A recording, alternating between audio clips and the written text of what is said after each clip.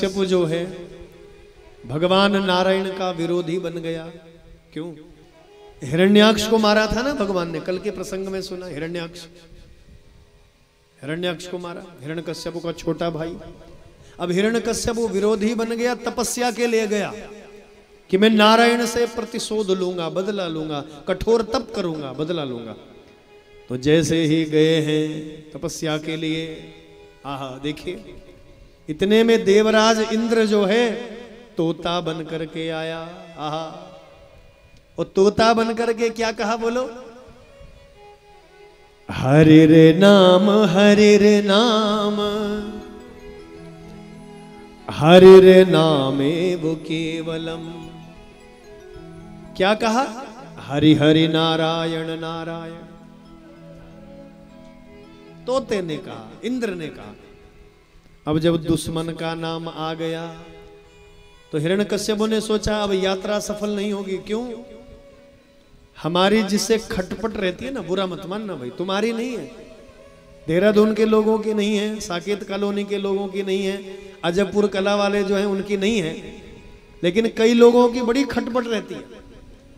और जिससे खटपट रही, यदि हम दरवाजा लॉक कर रहे हैं, वो जाते हुए यदि उसका मुंह देख लिया, हे भगवान, ये निर्भाग्य को मुख दिखेल में जन जन बोले, हे प्रभु तू ही जाने।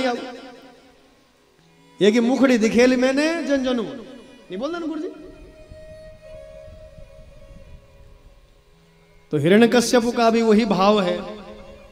दुश्मन का नाम आ गया, शत्रु का नाम आ गया, अब यात्रा सफल नहीं होगी, वापस लौट आया। धर्म पत्नी का नाम है कयादू। आहा, पति राक्षस है लेकिन पति को भगवान मानती है। देखो मेरी बहनों, पति जैसे भी हैं लेकिन भगवान हैं। माता कयादू आरती का थाल लेकर के आई, आरती उतारने लगी। मेरी बहनों, कभी कभार आरती उतारा करो, खाली करवा चौथ को नहीं, किसी और दिन भी। बोलो हर हर गंगे। क्यों? करवा चौथ के दिन तो आरती और दिन नहीं पूजा करती हो बहनें, ऐसा नहीं है। एक जगह मैं ऐसे ये कथा सुना रहा था कि पति की आरती उतारा करो, पूजा करा करो। तो एक बहन जी खड़ी हो गई अपनी जगह से। हम पहाड़ी लोग सीधे होते हैं ना, देहरादून की बहनें सीधी भोली हैं, लाटी हैं। एक जगह महानगर में कथा हो रही थी, यही प्रसंग चला, तो बहन जी खड़ी हो गई, बोले गुरुजी अरे सब कुछ हमने ही करना है क्या, इन्होंने भी कुछ करना है? मैंने बोला माता जी क्यों गुस्सा हो रही हो, क्या हुआ? बोले गुरुजी आरती उतारने के लिए तो मैं बिल्कुल तैयार बैठी हूं, पर शाम को जब पति परमेश्वर आते हैं ना तो थोड़ा जरा ऐसे ऐसे करके आते हैं, जरा ऐसे ऐसे। तो गुरुजी ये बताओ, पहले मैंने आरती तो पकड़नी कि इनको तो पकड़ना है? ये भी पकड़ने पड़ते हैं। तुम ये बताओ, आरती तो पकड़ने की, इनको तो पकड़ना है। क्यों भाइयों? भक्त जो है वो भगवान के होते हैं। हमारी बहनें भक्त बनने को तो तैयार हैं, लेकिन पहले आप भगवान जैसे आचरण तो लाइए।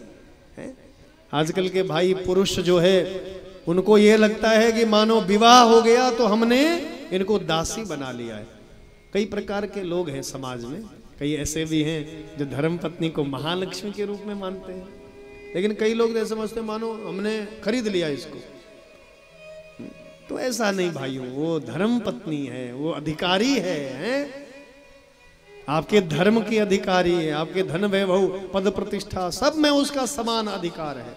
आपकी धर्म पत्नी है, उसकी भी प्रतिष्ठा है, उसका भी सम्मान है। धर्म पत्नी को सम्मान देना सीखिए, ये मेरी करबद्ध प्रार्थना है आप लोगों से। माता कयादू ने आरती उतारी। ए जी आपकी तपस्या पूरी हो गई? तो हिरण्यकश्यप बोला देवी जैसे हम तपस्या करने बैठे ही थे, इतने में जो है, इतने में एक तोते ने मेरे दुश्मन का नाम ले लिया, एक तोते ने मेरे शत्रु का नाम ले लिया। कौन सा शत्रु है तुम्हारा? तो पहले तो बोल नहीं रहा था, फिर विवश होकर के बोलना पड़ा, हरिर नाम हरिर नाम हरिर नामेव केवलम। हरि हरि नारायण नारायण कह दिया। माता कयादु बड़ी प्रसन्न हो गई। आहा मेरे पति ने आज भगवान का नाम ले लिया, बड़ी प्रसन्न हो गई माता जी। देखो मेरी बहनों, आप धर्म पत्नी हो, किसी न किसी बहाने से पति से प्रभु का स्मरण करवाना चाहिए, समझ रही हैं? आहा अब अंदर गई, स्वागत सत्कार किया। अब भोजन की थाली जब परोसी तो भोजन की थाली के समय भी भगवान का नाम उच्चारण करवा रही है। क्या कहा था तोते ने, मैं भूल गई हूं। देखो आपके पति बहुत व्यस्त रहते हैं, बहुत बिजी शेड्यूल रहता है, लेकिन धर्म पत्नी आप तब हो जब किसी न किसी बहाने से उनके मुख से भगवान का स्मरण करवाओ। मेरी बहनों, जब आप भोजन बनाती हो घर में तो भगवान का स्मरण करके बनाना चाहिए, क्योंकि ये जो शब्द है ना, इन शब्दों में एक ऊर्जा है। ये शब्द जब उस भोजन में मिलेगा, करछी चला रहे हैं, करछी चला रहे हैं और भगवान का स्मरण। कई लोगों के रसोई घर से बड़ी सुंदर मीठी मीठी आवाज आती है, लेकिन फिल्मी गानों की आती है। जो अभी लेटेस्ट सॉन्ग जो चल रहा है, अभी जो वायरल सॉन्ग चल रहा है, उसकी आवाज। तो बुरा मत मानना, ये जीवन दर्शन है। इसीलिए हमारे बच्चे आज फिल्म के शौकीन हो रहे हैं, इसीलिए वो इंटरनेट के शौकीन बन रहे हैं। क्या कारण है? क्योंकि हम जो भोजन उनको खिला रहे हैं, उस भोजन में जो ऊर्जा है वो भैया वैसी ऊर्जा है, सकारात्मक ऊर्जा नहीं है। जैसा हम शब्द बोल रहे हैं वही दृश्य हमारी आंखों में घूम रहा है। उस गाने में क्या हो रहा है, कैसा डांस चल रहा है, कैसे वस्त्र पहने हैं लोगों ने। तो कहीं ना कहीं जो है उस भोजन में वह भाव मिल रहा है हमारा। और जब हमारे बच्चे, हमारे पति वो भोजन ग्रहण करते हैं तो मन दूषित होता है। कान खोलकर सुन लीजिए, भोजन का जीवन में बहुत बड़ा महत्व है। हम कैसे बना रहे हैं उसको, इसका भी जीवन में महत्व है। तो मेरी बहनें आज से जो भोजन बनाएंगी घर में, भजन गाते गाते बनाएंगी, हैं? सीताराम सीताराम सीताराम कहिए, जेहि विधि राखे राम तेहि विधि रही। भजन गाते रहिए, जो भजन आता है आपको भजन कहते रहिए। तो भजन में, भगवान के नाम में जब वो भोजन में मिलेगा, भजन और भोजन दोनों को मिला दो। आज लोगों ने भजन तो बिल्कुल अलग कर दिया, खाली भोजन ही भोजन रह गया। बोलो भोजन कैसे लिखते हैं? पहले भजन लिखेंगे, भजन भजन, पहले भजन है बाद में भोजन है, फिर भा पर औ की मात्रा लगाएंगे तब भोजन होगा वो है। क्यों? पहले क्या है? पहले भजन है, पहले भजन करो तब भोजन करो, है। अब भजन तो अलग हो गया, केवल भोजन ही भोजन रह गया। अब घरों में क्या होता है, जब रोटी बनाती है ना हमारी बहनें, सुन लो बहनों, आज तुम्हारी कथा सुना रहा हूं पूरी मैं आज। हाँ, आज की कथा बहनों के नाम पर। जब रोटी आप बनाती हो, रोटी बेलती हो, तो पहली रोटी किसके नाम की रखनी चाहिए जानते हो? किसके नाम की? बोलो। भारी समझदार छवै देहरादून का है बाबा, गौ माता के नाम का बहुत प्रणाम है। आज मैं देख रहा हूं हमारी बहनें, जो प्राचीन शिव मंदिर है साकेत कॉलोनी अजयपुर कला, वहां जो कीर्तन मंडलियां हैं समिति की हमारी बहनें, मैं देख रहा हूं कई बहनें आई हैं, सबको प्रणाम करता हूं मैं।